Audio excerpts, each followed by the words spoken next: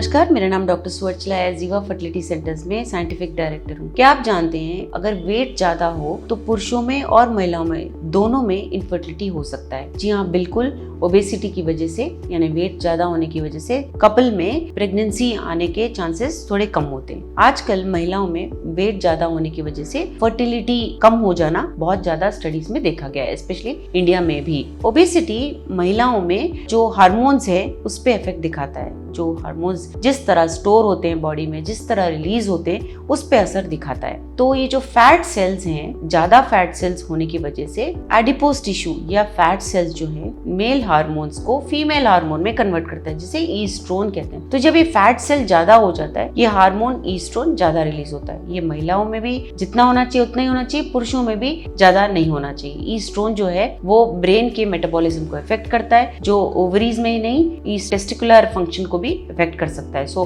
पुरुषों में ही नहीं, महिलाओं में भी ये ज्यादा नहीं होना चाहिए, जिसकी वजह से जो सेक्स हार्मोन्स है उनका रिप्रोडक्टिव फंक्शन कम होता है। और ये पुरुषों में भी ये इफेक्ट दिखा सकता है। कैसे दिखाता है? स्पर्म काउंट का कम हो जाना, मोटिलिटी, मॉर्फोलॉजी कम हो जाना देखा गया है पुरुषों में। और ये बहुत सारे डिकेड से स्टडीज में दिखाया गया है कि बीएमआई ज्यादा होने से पुरुषों में भी स्पर्म काउंट पर इफेक्ट देखा गया है। ओबेसिटी से क्यों होता है ये? क्योंकि बॉडी का टेम्परेचर इंक्रीज होता है, स्पेशली टेस्टिस के यहाँ जहाँ पे स्पर्म्स प्रोड्यूस होते हैं। अगर ओबेसिटी की वजह से बॉडी टेम्परेचर इंक्रीज हो गया तो स्पर्म प्रोडक्शन या क्वालिटी पे असर देखा गया है। ये हार्मोनल इम्बैलेंसेस का भी एक कारण बन सकता है। ओबीस मेन में जो है हाई ईस्ट्रोजन लेवल्स देखे गए हैं, जिसकी वजह से स्पर्म प्रोड्यूसिंग हार्मोन्स कम हो जाते हैं, जैसे कि इनिबिन बी हो गए, एंड्रोजेंस हो गए, ये सारे कम हो जाते हैं। और कम होने की वजह से स्पर्म काउंट कम होता है, मॉर्फोलॉजी कम होता है, यानी कि आकार, मोटिलिटी कम हो जाता है। यही नहीं, डीएनए भी खराब हो सकता है। डीएनए फ्रैगमेंटेशन कहते हैं उसे,